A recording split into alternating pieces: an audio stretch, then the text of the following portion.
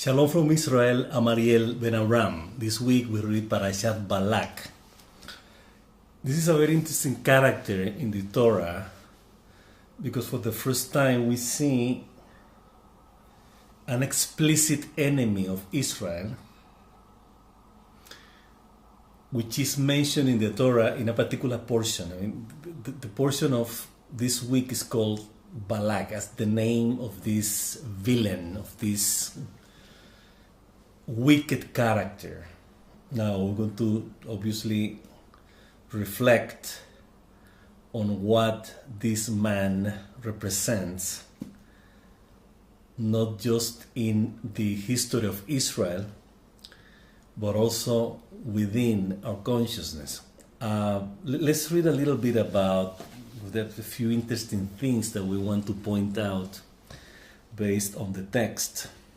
You see, Balak, son of Zippor, saw all that Israel had done to the Amorite. We come from the first wars that God fought for Israel in order to conquest the promised land, the land of Canaan. So the Amorite was one of the peoples that were defeated in this war, in this process of settling in the land, conquering the land. So we continue reading. By the way, Parshat Balak is chapter 22 in the book of Numbers, verse 2. So the verse 3 is what we're going to read now. It says Moab. Moab is another nation.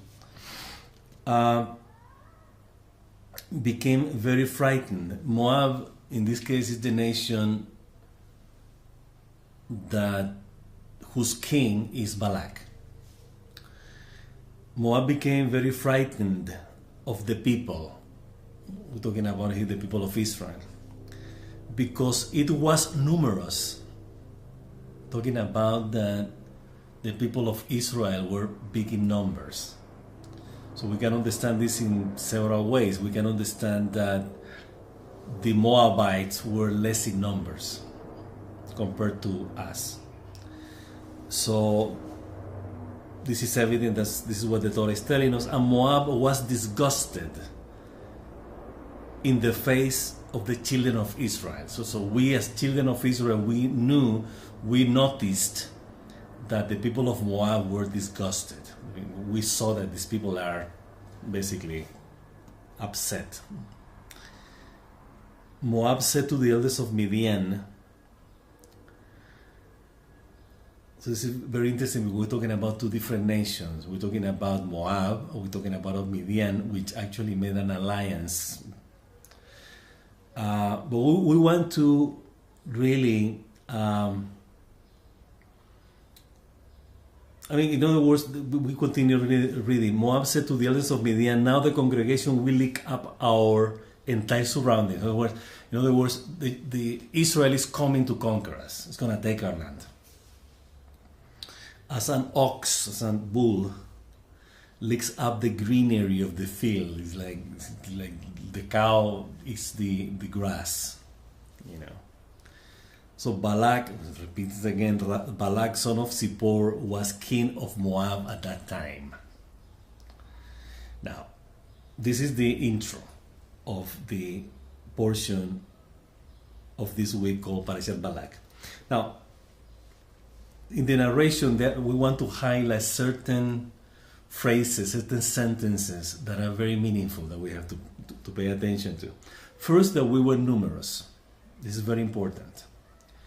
Because traditionally, we, Israel, we have been a minority everywhere. Suddenly, the Torah is telling us that we were numerous. We were a lot of people, a big people. This is the first thing that we want to highlight. We wanted to put it a little in context, so we'll see from where we're taking these statements. And then later in the verse 5, at the end of the verse 5, this is very interesting, it said, it, talking about Israel, has covered the surface of the earth and it sits opposite me. So this is very, very, very interesting. this statement, which is is said by Balaam, which is another character. We will talk about that. We will expand a little bit more later. But we want to emphasize in the fact that the Torah is telling us here that Balaam is telling, Balaam is another enemy of Israel. He's telling us that we cover the surface of the earth. So this is quite an interesting metaphor, because if we are in the desert, united, gathered by God in the middle of the desert, and suddenly we're going to come into the promised land, into the land of Canaan, and we are numerous, and we are covering the surface, the face of the earth. It's something that makes us think. It's like we were in the desert, we were not covering the face of the earth. What is the meaning of this? So when we read the Bible, the Hebrew Bible, again, this is what we're trying to communicate with these videos in our blog. It's like there's something deeper than that. If we take literally, even the messages of the Torah, there are situations in which we have to pay attention, because mention names, situations, circumstances that are telling us something more of what they mean. So it's like the basic meaning of the words, of the sentences. There's something more than that. It's like, especially if that thing that is said doesn't necessarily reflect what we see in reality.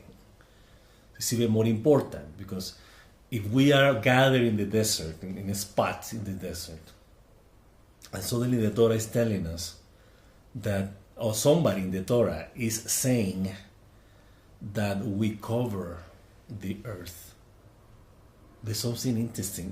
What is this that we cover? So who are we, Israel, that are seen by the nations, in this case Midian and Moab, as numerous and covering the surface of the earth? So it's like we're talking about a particular quality. Now, we have said that earth, land, and other things, every noun, everything that is mentioned in the Torah has a deeper meaning that we have to explore. We have said that the earth is life. We have to emphasize on this. At the same time that we live in a planet called Earth, and we step on soil that we call Earth, it has to do with life. This is the moment that we are connected to something. There's a reason why we say that the earth is life. We can see life coming from the earth. We see the plants, the trees. We feed from the earth. So that there's something that is related to life. There are deserts, many deserts in the world, but in general, the idea, when we're talking about earth, we're talking about life. So it's like, now, what is Israel here? Who are the children of Israel? We have said that before many times in the blog, of course, every time that is mentioned, especially in these kinds of context, we have to explain everything. So what is the meaning of this? So the children of Israel represent, and this is the whole point of this portion. This is the whole point of Balak and Balaam. This is about good and evil. This is the whole point. When the Torah wants to make a typical and a specific distinction between good and evil, this is the portion in the Torah that we have to read in order to have an idea of what that means. So the children of Israel that are numerous, it's like in terms of numbers, we're talking about a predominant quality. It's like covering the earth. It's like the predominant quality of the earth is goodness. Goodness is by definition plentiful. We don't see goodness limited. A little good, we say it's good. It's like an absolute. When we say truth, those are absolute concepts. That is not relative truth. It may be, obviously, truths that are relative, that are half-truths, indirect truth. But we're talking about in general. So when we say that something like the sky is blue, for instance, that's an absolute truth. There's nothing to question about that. There's nothing relative about that. It's clear. It's plain, clear, absolute. So we have to have the same approach here when we talk about goodness. Goodness is an absolute. It's like evil. But it's interesting because evil, this is pretty interesting. It doesn't necessarily have to be opposite in terms of value. It's like when we have something that has value and something of less value. So they're not necessarily opposite to each other. We simply say this is better than this one. If we take quantity as the reference, obviously, like I have more gold in this hand than this, therefore, well, what I have in this hand, which is more than this. So we're talking about that. So in this same context, we have to see good and evil. Good is the absolute. Is the truth that has to prevail. In our lives, we look for goodness. We need goodness to survive, to live. It's an absolute. We don't look for evil to survive. We don't. So evil in this case is a minimal. It's a minimal part. It's a minimum. Because it's relative, it becomes relative. It's not an absolute. There is no absolute evil. Now, we may say there is no absolute good. Of course, if we are in a situation in which we have antagonistic elements involved, everything becomes relative. But when we're talking about the Torah, when we're talking about the teachings that God is giving us in Judaism, in the Torah, I want to call Torah and Judaism the same because it is the same. Goodness is an absolute. Goodness is from where we come from. In other words, God created the world out of a goodness because God is good. We know that. King David says it many times in the book of Psalms. Odu Hashem ki tov ki olam hazda. Let's give thanks to God because He's good. His loving kindness is endless. So we see that everything that we see around is good, intrinsically good. The land is good, the earth is good, water is good, fire is good. We see air is good. We have to call them good because they represent the substance of life. So we're talking about life, by definition, is good. Nobody can say that life is bad. It's like a counter. It can't be. It's like it's inherent to it. It's like goodness is inherent to life. It's like there's a precedent in order to define goodness. I mean life. That precedent, that premise, that precondition, that cause is goodness. So in that sense, we understand absolute. Now, evil is relative. There is no absolute evil, otherwise we wouldn't live.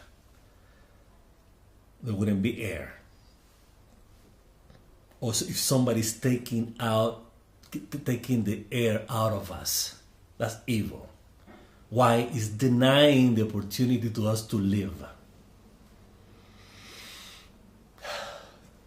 We're breathing, we're alive. So there is no absolute evil. So then we understand that evil is a reference, not an absolute. And it's a reference for us to start assimilating the meanings of goodness. It's like when we have something that is against this well-being we call goodness, then we have to ask. We have to know by definition, by conclusion, by deduction, that evil is relative. Evil is minimal. And goodness is the absolute that we pursue. It's interesting because we were studying the other day, I think that we mentioned this in a video, probably in the English videos or the Spanish videos that we do, that talking about Jewish philosophy, whatever that means. Judaism is it's not a philosophy, it's everything. But anyway, just using the term philosophy in terms of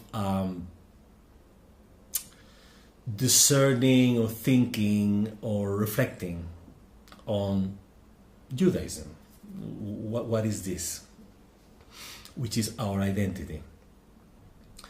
So the subject was the ideal, what we conceived as ideal, vis-a-vis or in contrast to reality.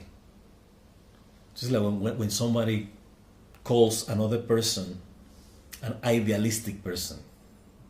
This person is idealist, is the person who wants everything, so to speak, perfect. When everything goes right. You're like, oh, this guy is an idealist. He doesn't want to see poverty, he doesn't want to see injustice, he doesn't want to see sickness. He wants everything in an ideal state, like the utopia kind of approach from the nation, from the Western civilization, what they call utopia, or these ideal states, like in the Orient, in the East, like Shangri-La, Xanadu, the Fountain of Youth, El Dorado, these ideal places in which everything is good. So then the discussion was that basically what we in Judaism define as the ideal, that's Olam Haba, that's the world to come, that's heaven. Okay?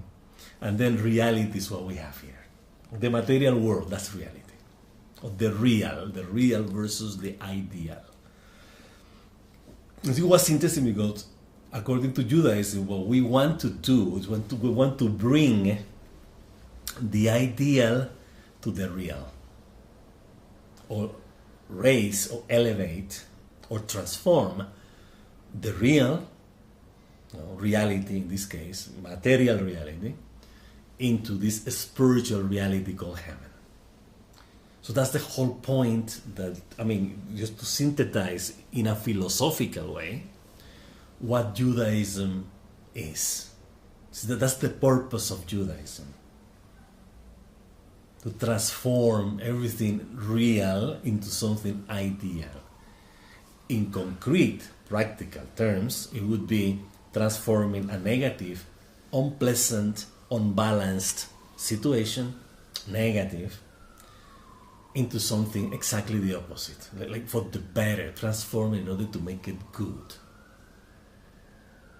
So, connecting this thought with what we were saying before, the idea would be to make goodness the absolute in the material world. It's like goodness is already absolute in heaven. It is. There's nothing negative. The negativity doesn't exist. There's no evil there whatsoever. So the idea is to make it manifest here in the material world. In the material world. So that's the idea behind. So this is exactly what we see in this parasha. We see the nations, or in this case, two nations, which by extension represents the so-called nations of the land of Canaan, The nations that God is telling Israel that we need to conquer. We as Israel need to conquer in order to possess, to settle in the promised land, the land that God is giving us, by the way. So these two characters, Balak and Balaam, represents evil. This relative, this reality, this material reality element that we call evil, which is not an absolute. We have said that already, we don't have to repeat it. So these guys, these two characters, suddenly see that the children of Israel are covering the earth and they're numerous. It's like there's an absolute here. They're bigger in numbers than us, and they're covering the earth. It's just like the earth is basically good. It's, as we said every day in our prayers, all His glory, referring to God, God's glory covers the earth. All the earth is filled of His glory. That's an absolute statement. It's like creation is covered by the glory of God. What is the glory of God that we have mentioned before? It's goodness, His love. What He wants us to reveal in the material world. That's what we hear, by the way. I mean, when we're talking about we here, we're talking about everybody, ultimately. Israel and the rest of the nations. Now, in this context, the nations are against that. The nations say, no, we don't want goodness here. We're frightened, we're scared to know that these people are coming here to make us good, to turn us into good, or to destroy us, meaning to wipe ourselves out, say them, from the earth. Like, we're not going to have any business here. If the children of Israel come and take the land, we're out of the picture. As the Amorite, they disappeared completely. Was a nation that was the mitzvah, the commandment of God, said this nation had to be disappear completely. Women, children, elderly, everybody. We don't want them there. They're so evil that there's nothing good in them. Not even women and children. They are evil too. So based on that commandment from God, I mean, God is telling us that these qualities in consciousness have to be completely wiped out from our consciousness, because there's nothing good in them whatsoever. So this is what we have to understand and translate these peoples in the land of Canaan that had to be wiped out by commandment. See, who are these people that we have to kill, even the women and children? Who are they? They are very evil. I mean, like evil, 100%. We have to remove them. We cannot have, we should not have, we must not have compassion for evil. Not a single bit of it. That's one of the problems that we have in our history, the problem that King Shaul had. He hesitated to kill Amalek. It's a mitzvah. You have to kill this evil. It's an evil people. It's an evil quality. The Nazis were Amalek in 2 generations, 3 generations ago. These people are meant to be eradicated from the face of the earth. That evil. That there's nothing good in them. Nothing. They have to be eliminated, wiped out.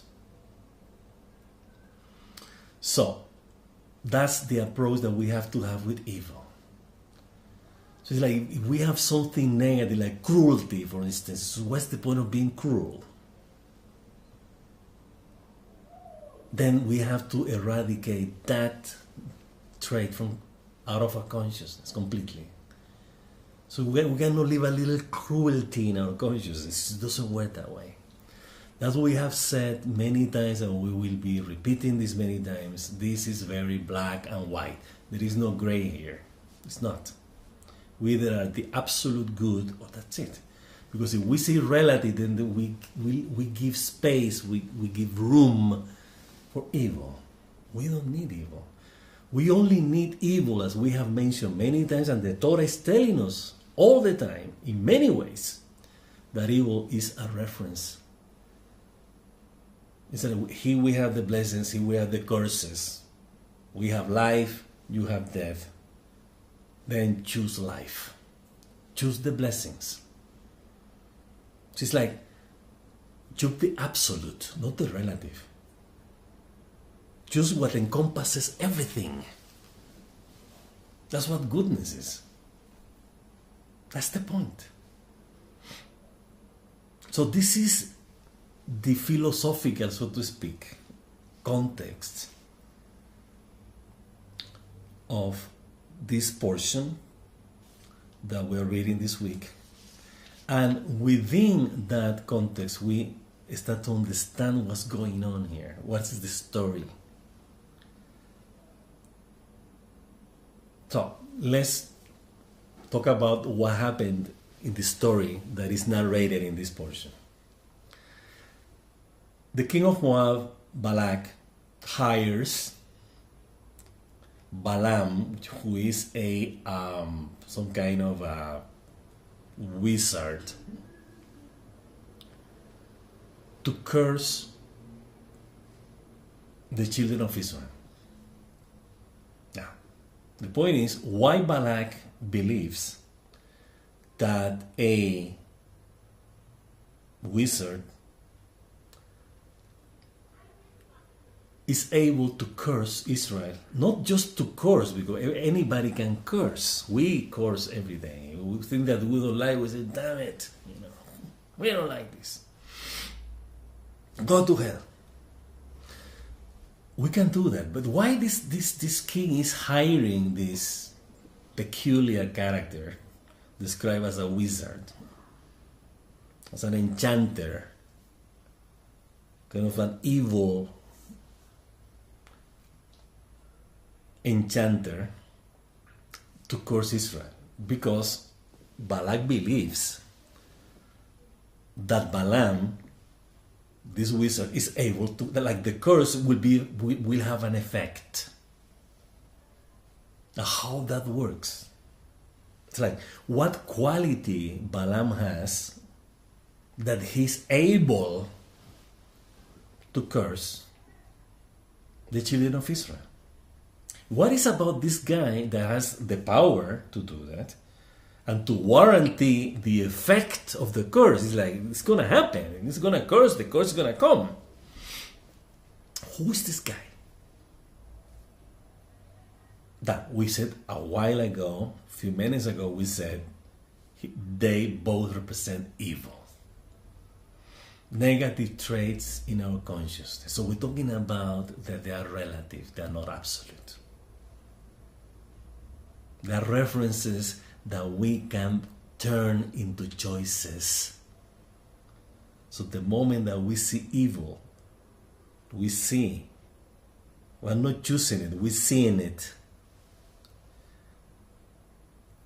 Our common sense, our free will, our discernment tells us that's evil, don't go there. Choose the goodness. So we see immediately the two scenarios. Okay? So in other words, evil exists. We're not denying evil. But we're saying that it's not absolute, it's relative. It doesn't exist by itself. It doesn't encompass anything completely.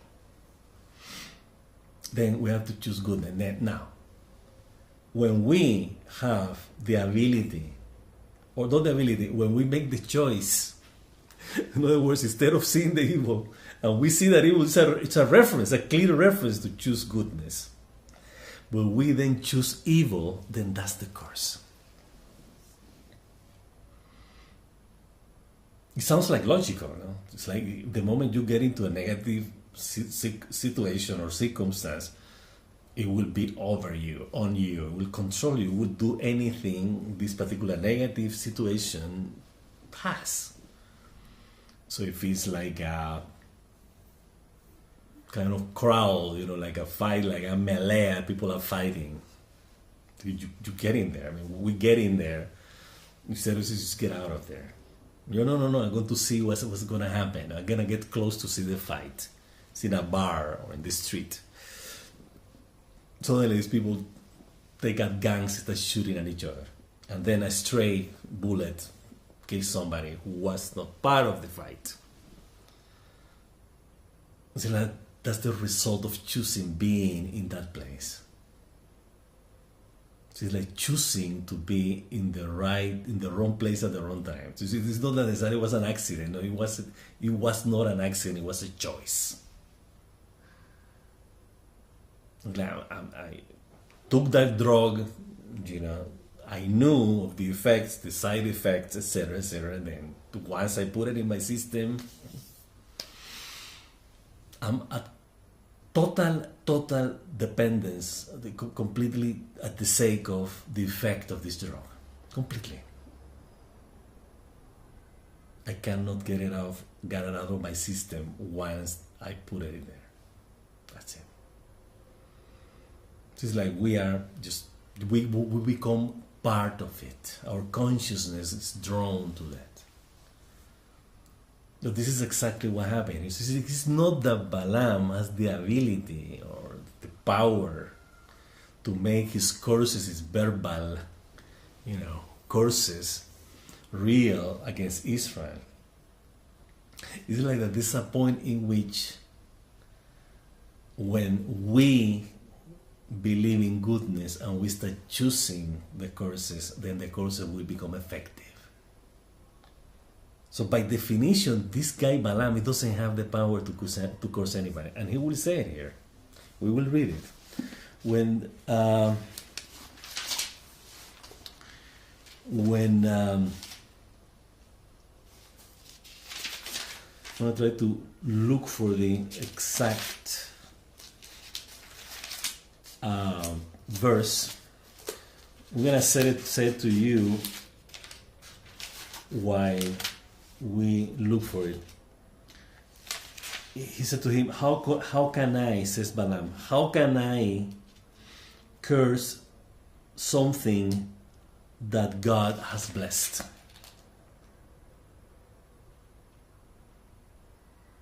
Yeah. So then we have exactly, we want to illustrate exactly what we have said before. It's like, if there's something that evil cannot curse goodness. That's the bottom line here. When Balaam is telling Balak, I cannot curse them because I cannot curse anything that God has blessed. Can't. That's the translation of it. Like, we cannot curse goodness. We can't.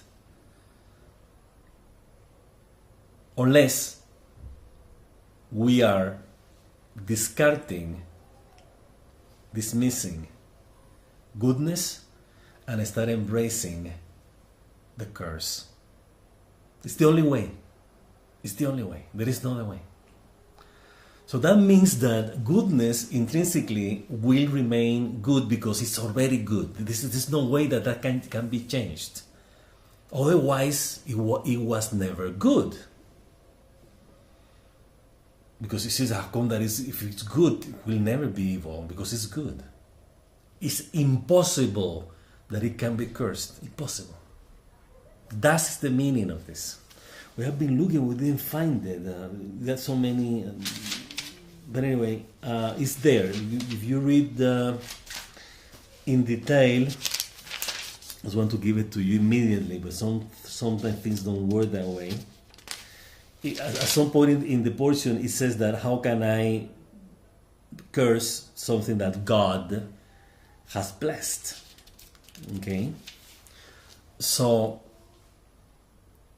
this is what it's about. If we consider ourselves good, we're good people, we are nice people, want to be good.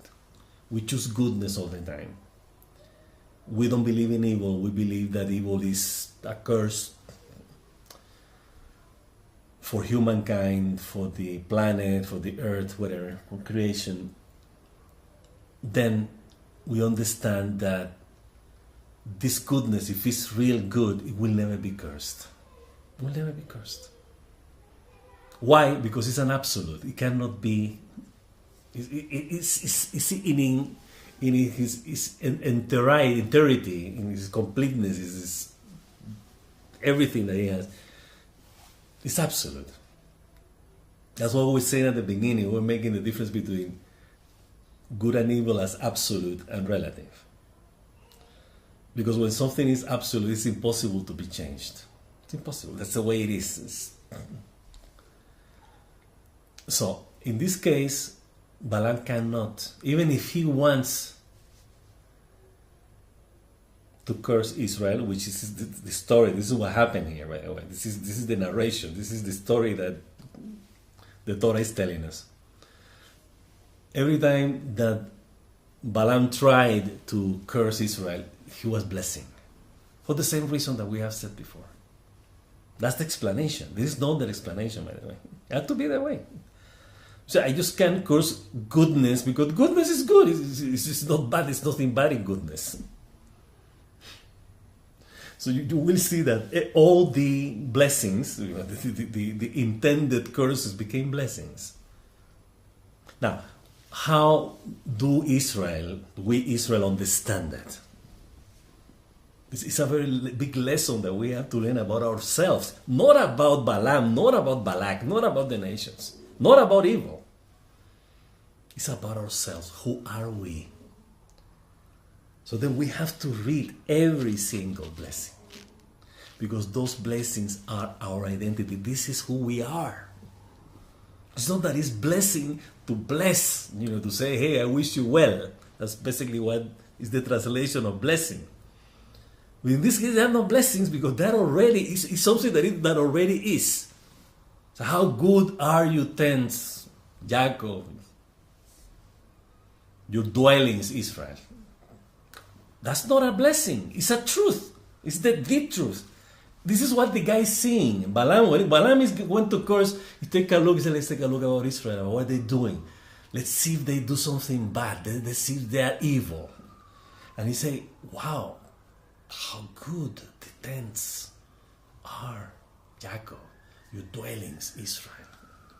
So he's perceiving goodness. So it's not blessing Israel. It's not. It's just saying what he sees. That's exactly what it is. You're reading clearly.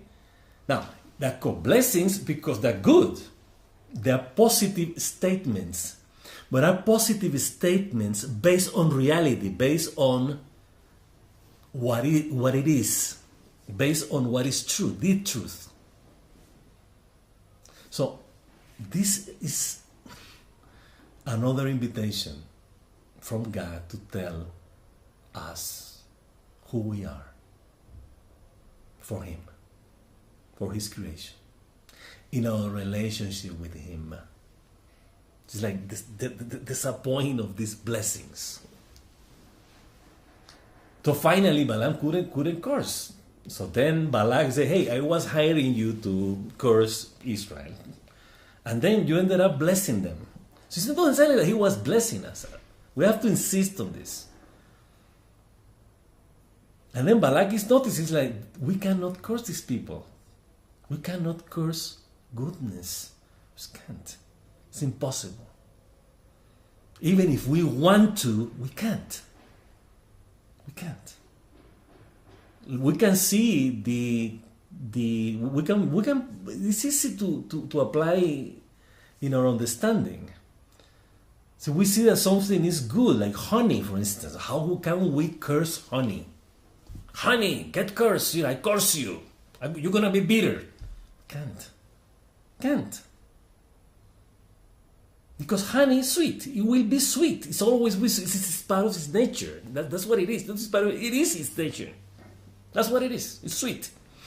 How can I curse? How can I put something different than what it is intrinsically?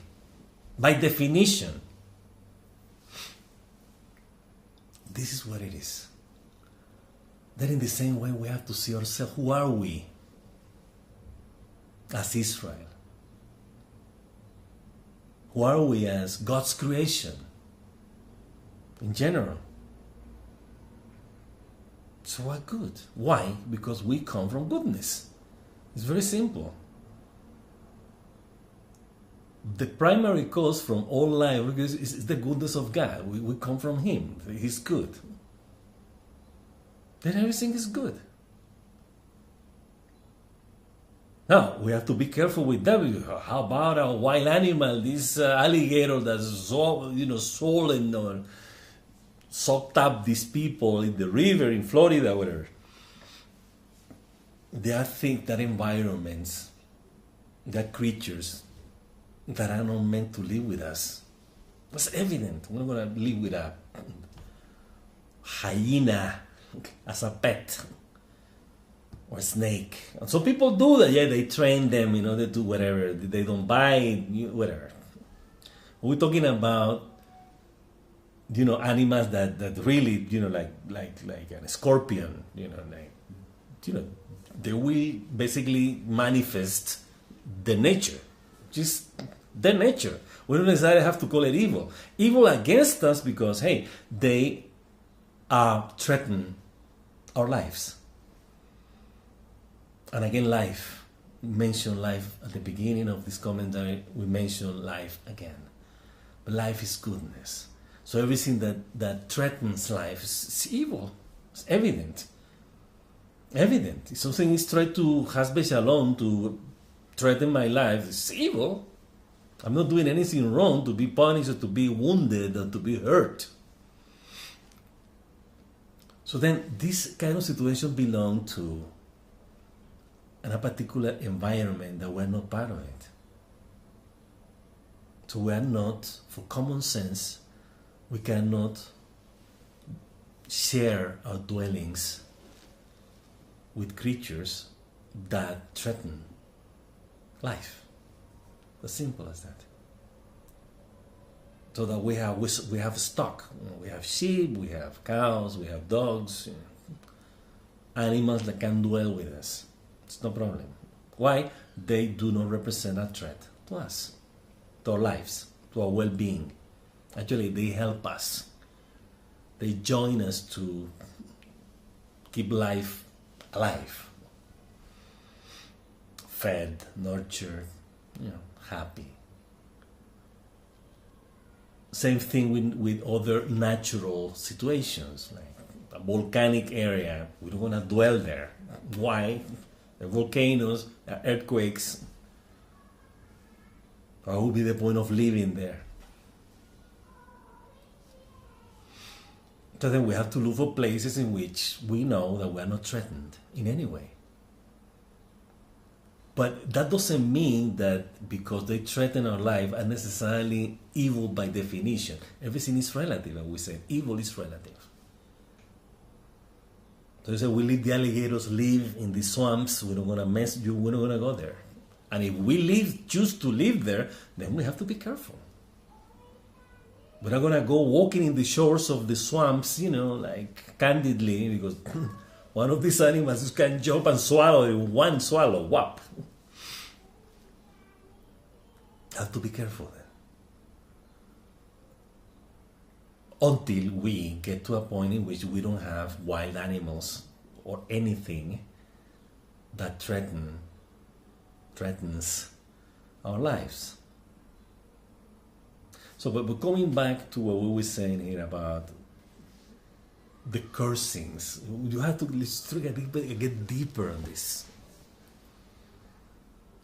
First, there's no way that nobody can curse anybody. Really?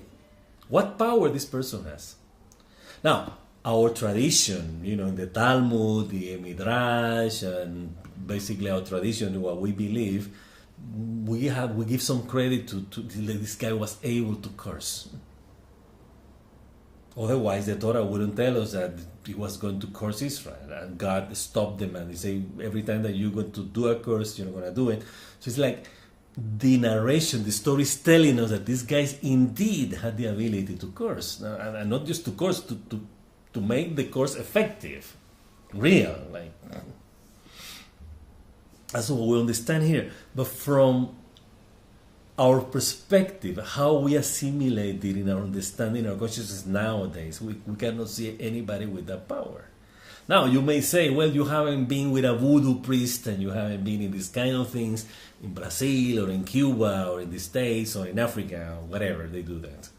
They really curse people and they do that. We don't want to discuss that.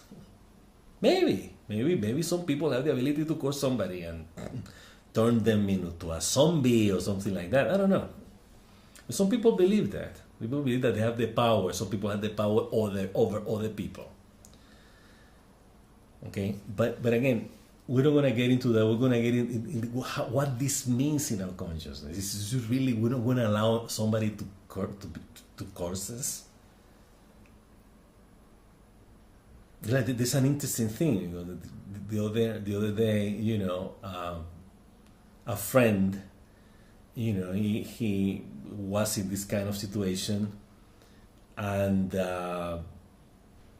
not positive or negative. It was just I don't want to enter into the specifics because it would sound superficial, and I don't want to make some kind of judgment about the situation itself.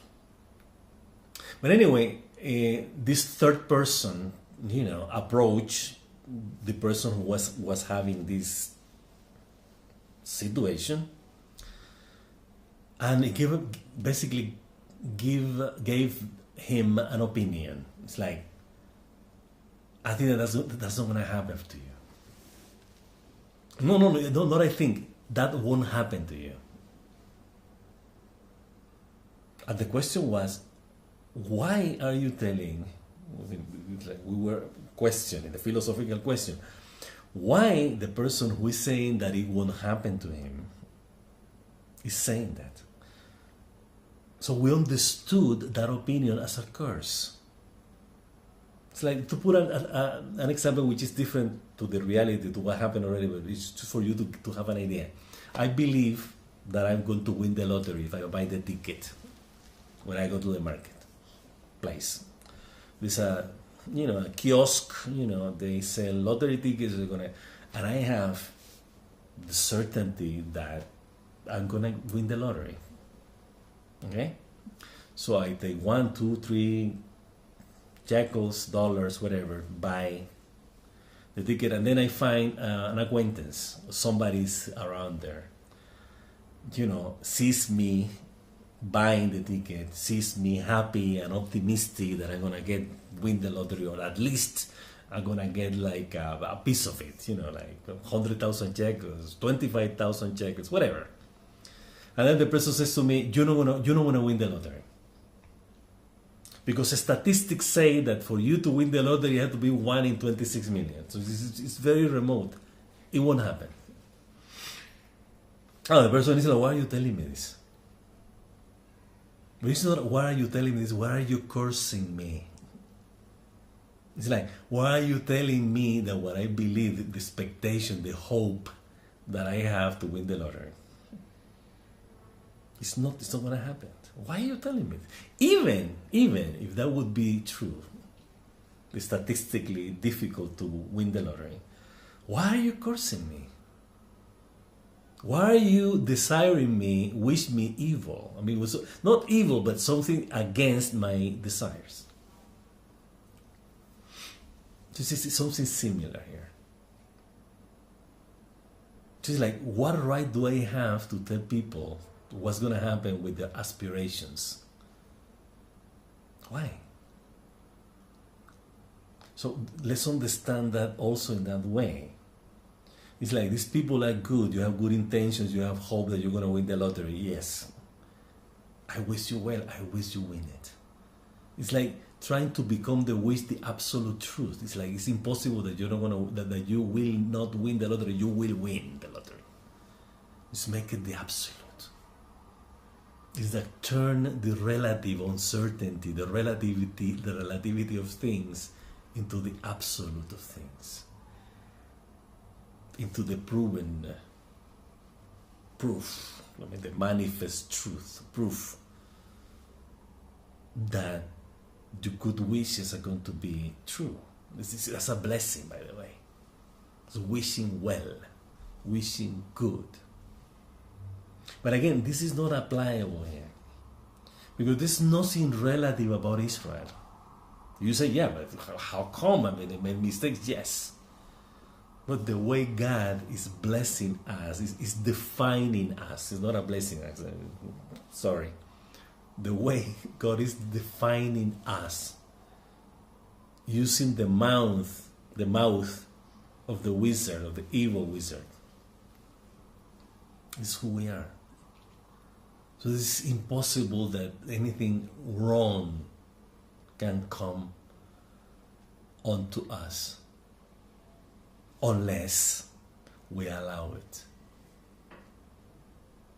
So we have to be careful about what we wish for. Not necessarily what we wish for, the choices we make. So I want you to please read every blessing. Pay attention to the text, the repetition, the dialogues that are repeated, the situations that are repeated. All these times that Balaam tried to curse is over and over. The guy was not giving up. At some point he believed that he may curse Israel. Couldn't. So it's like, what is this telling us? That we are the owners of our own goodness. We are the owners of the goodness we have in our consciousness. Therefore we can't allow anybody. Why? Because God is telling us that we're good. But we have to be aware of what He's telling us about who we are. This is essential. Because later we're going to see, in this portion and in the next portion, we will see that some of us fell. Some of us decided we're not as good as we think we are actually. So we fell into the relativity, into what is relative and not absolute, that we call evil in this case. What people call sin, transgression. We translated here poor choices. This is not necessarily like sinning, like, oh, I sinned. I basically made a mistake. It's like, I should have paid more attention. Actually, I was aware. I made the choice thinking that it would have been fun to make that choice, but ultimately it was a wrong choice, a very, very bad one. So let's try to understand sin and atonement, and we have done that in the blog. You basically have to read and find it there at some point. When we talk about guilt, when we talk about sin, when we talk about atonement, when we're talking about remorse, what are those things in our consciousness? This is not or repentance. Those things that sounds like strong, like, like remorse, guilt, repentance. It sounds like boom, like bombs. They're simpler than we think they are. One is the emotional charge that we put on those words. It's like guilt. This is a big one. It like hurts. We listen to the words like guilt. It's heavy. It's like hurts. Remorse hurts, heavy. Then we have to understand what are those things in our consciousness. What are the purpose? Like evil. What is the purpose of evil? To be a reference in order to choose goodness. That's what it is. It's relative. It's a reference. The absolute is the goodness, the blessings, life, as God gave to us. So, I invite you to read the blessings, reflect on these blessings, again, as our Jewish identity. This is who we are. So we have to know. And let's see what's happening. And again, try to get the kind of the portions in the Torah that we need 2-3 videos. We used to do that in Spanish. So, for example, we have 5 videos of 1 hour each of the first portion of the Torah, Bereshit, Genesis. We have 5 videos. 5. Why? Because it's a lot of to discuss and to learn about. This is one of this kind, but fortunately, we don't have that time and anymore. So we're trying to synthesize as much as possible. But in this case, synthesizing our identity is not easy. It cannot be done in 1 page in an hour, because it's about the whole book of the Torah. It's about the whole Hebrew Bible. This is who we are. So we have to go literally 1 paragraph, sentence by sentence, word by word. But the essence, again, is to be aware of the messages that we read.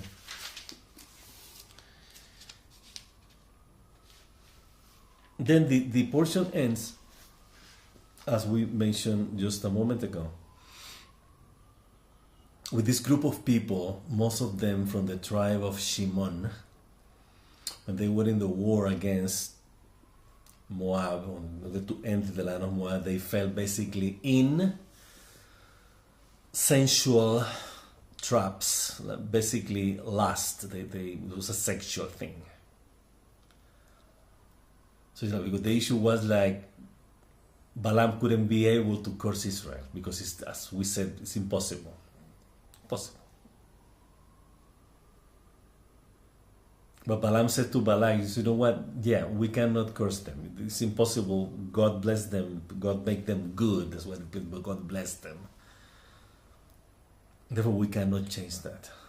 However, they have weaknesses. They're human too. And one of the main weaknesses is sexual transgressions. So that's exactly what happened. And then next week we will talk about what happened, called Parshat Pinhas. It happened actually in this portion, but I think that we have enough for today regarding the point that we wanted to make about the blessings, about Balaam and Balak. What do they represent? Actually, we should elaborate a little bit more before we end this commentary.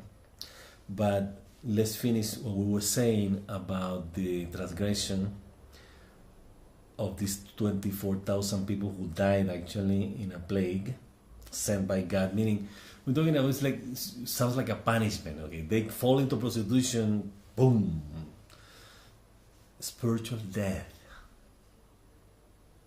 They died. They died in the relativity of evil, the temporary illusions of the world, the temporary illusion of ego's fantasies. This temporary. It's like they get trapped in that temporarity, in that relativity called the material world. They didn't transcend to the spiritual world. They didn't transcend to the absolute. That is goodness. So, we were saying that before we close, we were going to talk a little bit about Balak and Balaam. They basically, again, represent our negative tendencies in consciousness. We have positive trends in consciousness, things that inspire us, compel us in some way to do goodness, to be good. And there are things that pull you down, make us indifferent, make us indolent, make us cruel, make us envious, to have envy, wrath, arrogance. It's like those are the negative trends in consciousness, those are the nations that deny, that reject, that oppose, that they want to curse the goodness of love's ways and attributes. So we have to pay attention with the Balak that is in our consciousness, the Balaam that is cursing our own nature. It's like, let's not curse ourselves. Don't. Let's recognize ourselves. Let's recognize the goodness from where we come. That's the lesson here about blessing and curses, about the bad guys and the good guys. So we are the good guys, don't forget about that. And again, what makes us good is goodness. What makes us good is the goodness based on our awareness that we came from an absolute greater goodness called God's goodness, God's love. So let's focus on being Israel, being the children of Israel. Let's focus in our tents and our dwellings.